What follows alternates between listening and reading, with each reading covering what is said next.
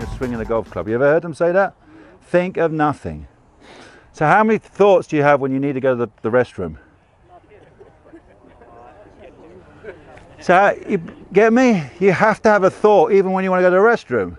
If you're standing here right now and go, oh, I need to go to the restroom, you know there's one in the clubhouse, and you see you had a thought and a feeling and you had a picture.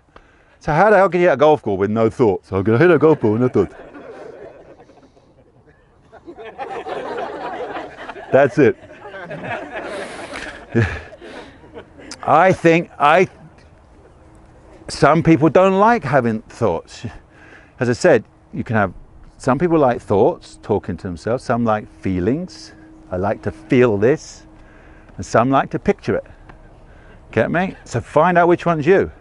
But I honestly would have set, turn, shoulder, and I'd have a finish. So if I could say to myself, you know, whatever, right now, be like barely, no, what am I doing now?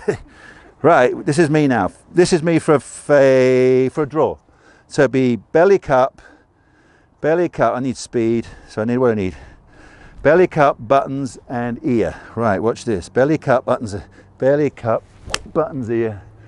There's a nice little thing going left. And then if I want it to go to the right, it's belly, bow, and buttons and wing. Belly, bow, buttons and wing. There you go. So I have a couple each way, and I always have. So I enjoyed it. But again, experiment. Some can't handle that.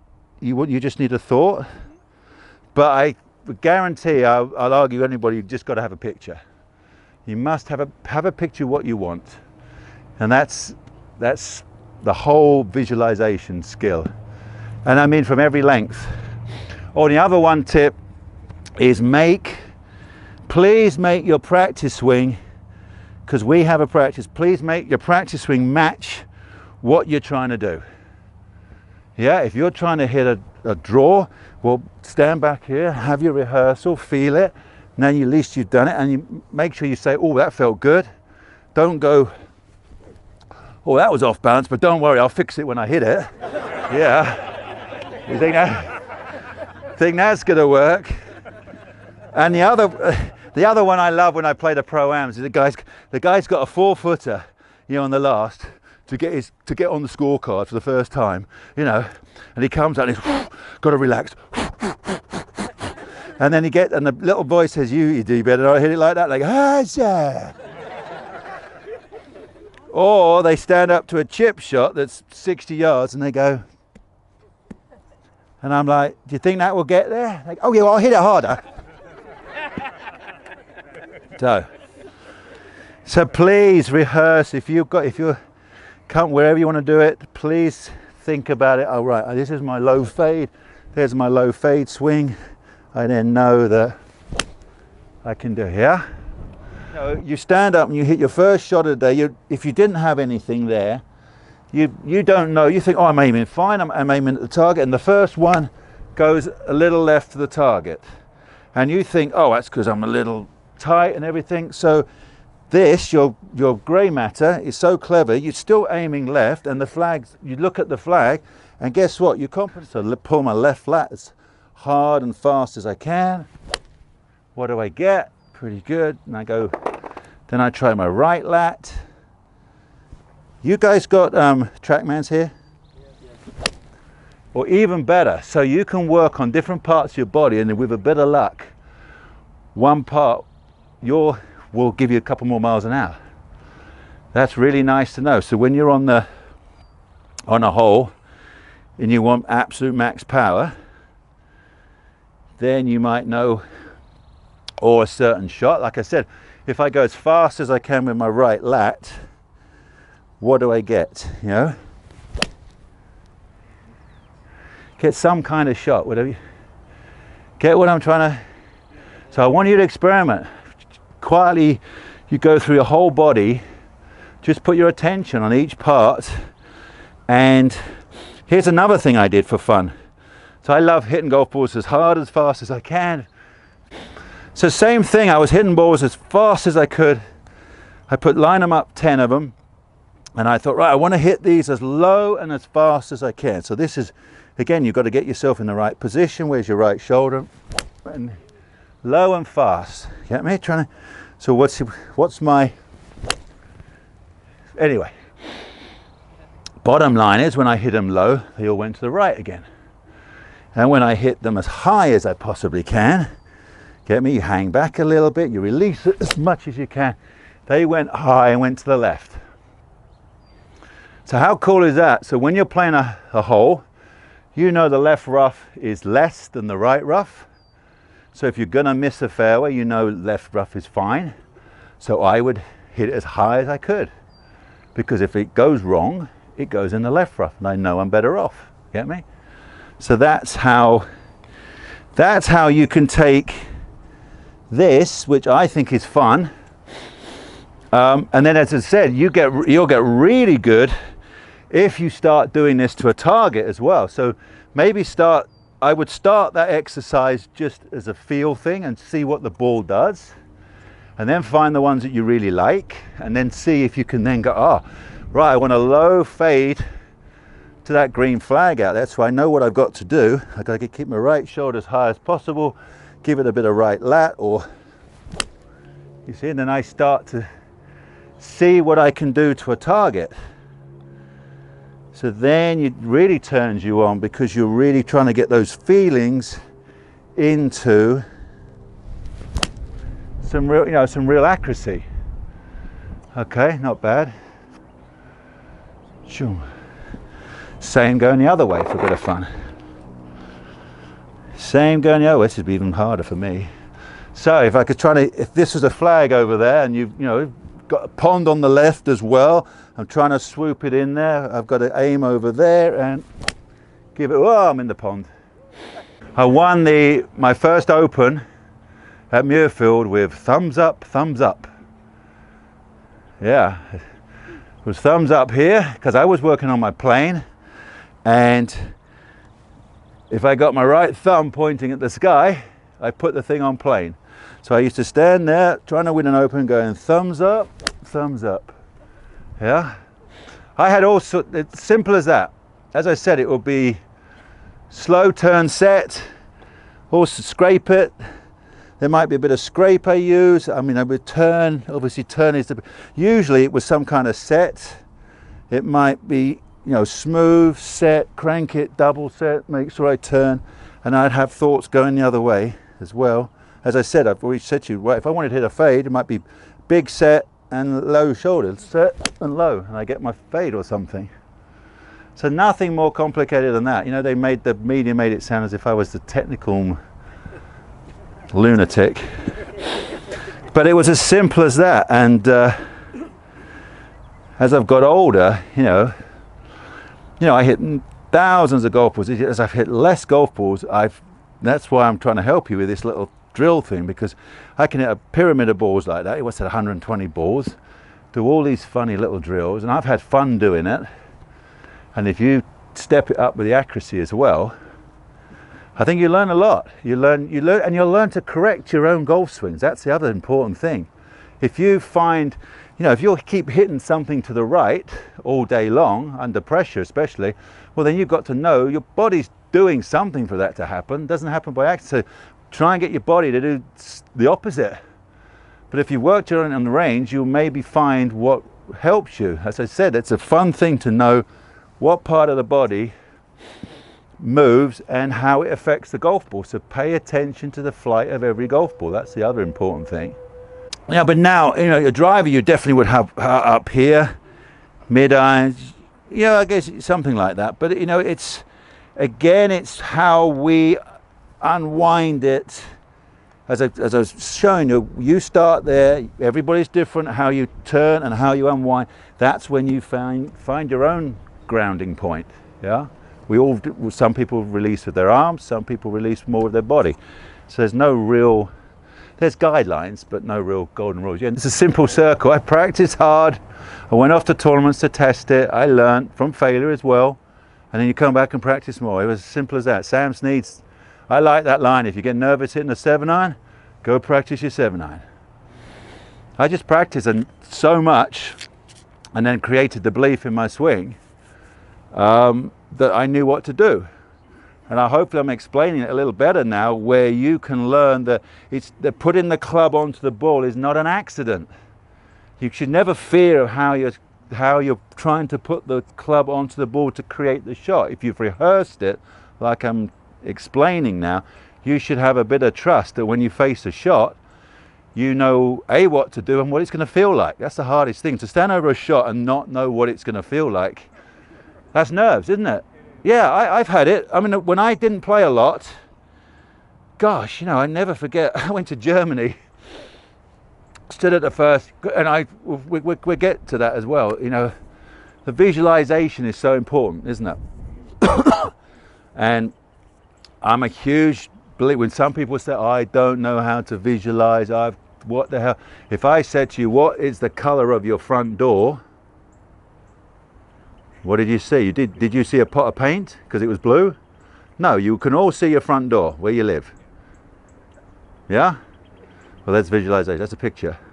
So you're all able to create a picture. Yeah? You all know what color the wallpaper is in your rooms if you've got wallpaper. There's visualization. So now you picture something. You can't stop it. So I'm a huge believer that you can see golf shots. You need to see.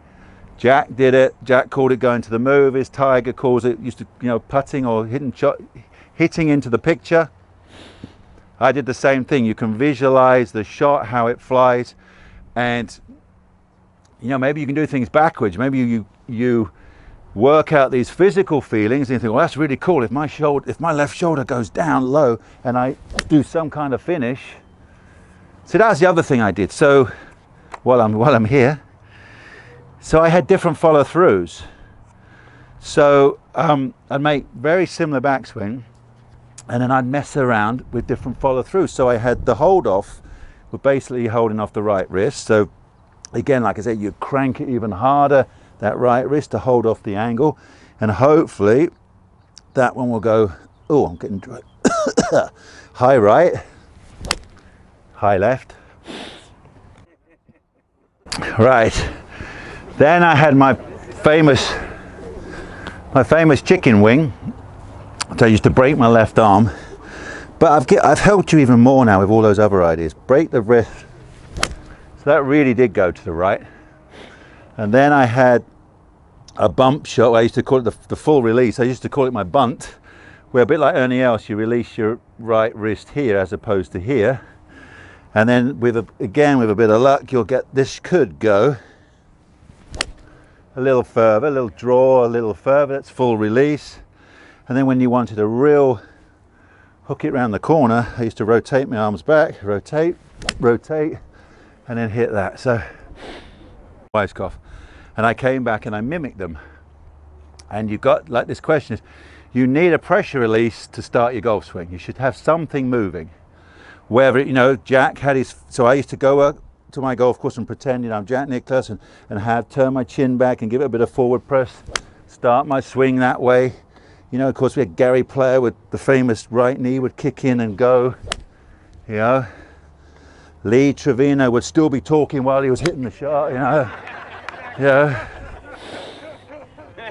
So yeah, you need something. So again, experiment with that and fine tune it, because moons ago they used to, like Ray Floyd had, they called them waggles and loops and all sorts of things. So, and you know, a bit like Duffner has his, Duffner used to have like 9, 10, 11, but see, you know, he's now, I think because of taxation, he's only down to 5 now or something. But, and then Tiger came along and did very little. Tiger stood in position, like one waggle, everything, and then everything went. And it was like, wow, that makes sense, because when you get nervous, all these little fiddly bits, when you get nervous, they can be different each time. So yes, you need something to move your goals, initiate the goal swing, and find what it is, and we're all different. And it can be just, doesn't have to be a physical move like I was explaining. It could be a mental shift to right, left shoulder move. It can be as simple as that. So you can experiment. You know, make your left shoulder start start the swing. Now I make my right shoulder start my swing. Is it different? When do you get nervous? When do I get nervous? Every time I stand up and do a clinic with a bunch of... yeah, no, these kids will understand. Nerves is a good thing. Nerves means, there's two types of nerves. There's apprehension. Sure, you're going to be apprehensive. The day in our game, even when we prepared fantastically, we still don't know what's going to happen out there. Something happens. The other one is when you haven't prepared, and I've been there as well. That story I was getting to was I wasn't practicing like I used to, and I went off and played the German Open. I honestly stood on the first tee, looked down the fairway, my eyes went right rough, left rough. Okay, start again. Eyes went right rough, eyes went, oh, left out of bounds. Oh, really great. Now I'm seeing it. Then my eyes went right bunkers. Oh, God. So I actually couldn't see the fairway. So when you're playing great, and then we talk about it and you know what you're doing, then, i.e. like the first hole of the Ryder Cup, everybody makes a huge thing about that. For sure, there's great atmosphere, but if you know what you're doing, like you know that hole is left to right, you want to hit it down off that tree, round the bunker. If you know what you're doing, you can rehearse it here. So you can picture it, which is a really great way to practice. You know the course you're going to play, especially if you're going to go and play tournament. Picture the first couple of holes, why not? Get yourself off to a good start. I would even play those holes.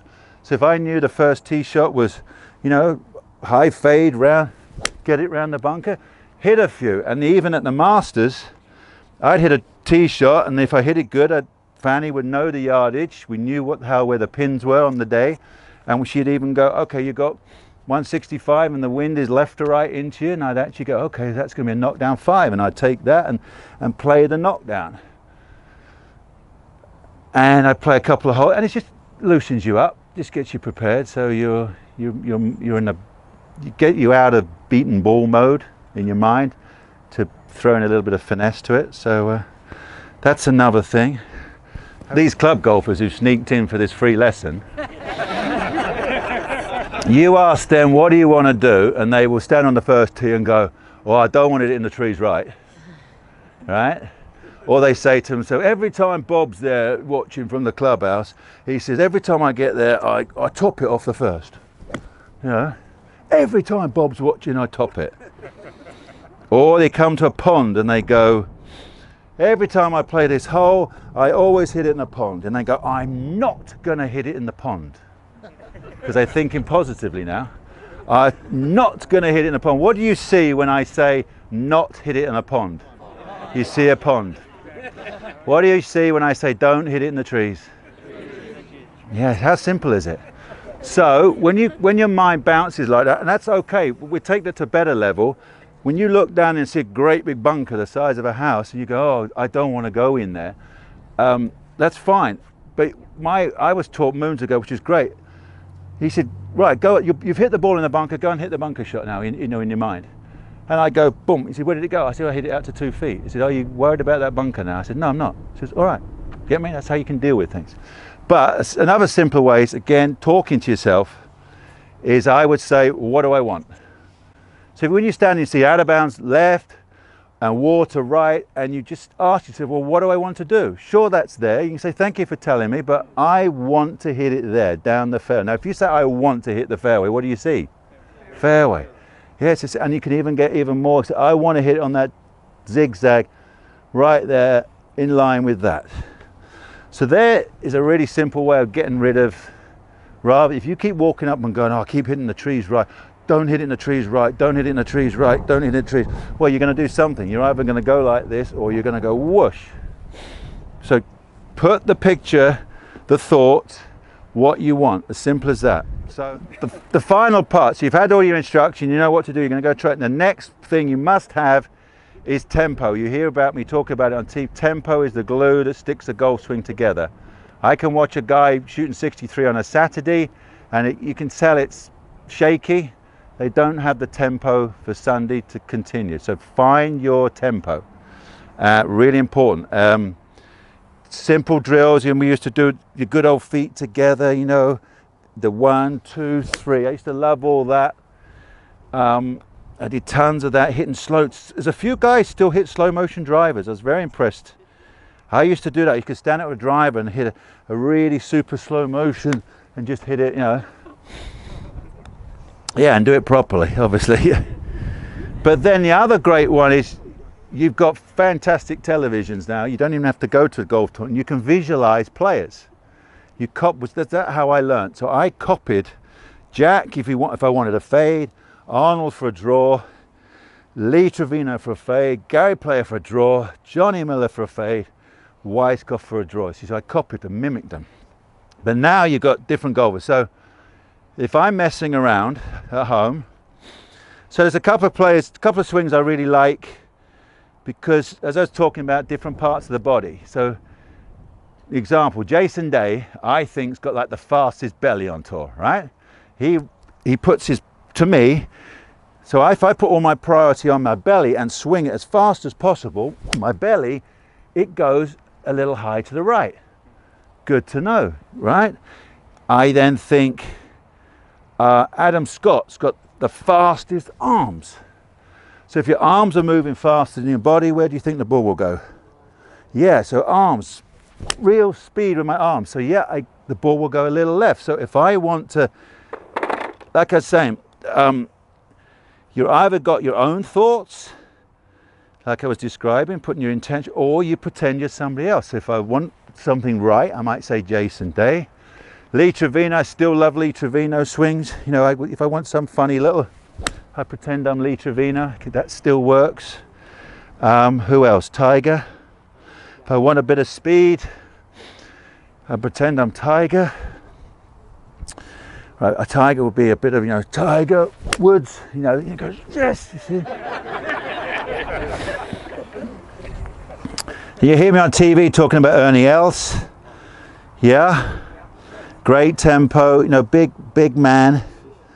So sometimes you can even just say their name. It works. Watch, you go Ernie Els. It does. It works. Who else? How about Nick Faldo? Nick Faldo, yeah. See, I have a longer follow through. So I've got too much. Nick Faldo. You have to do the longer finish. No, but seriously, what about Louis Oosthuizen? Louis Oosthuizen's got the best tempo. So I say Louis. He doesn't rush anything. So if I want a super smooth one, it would be Louis.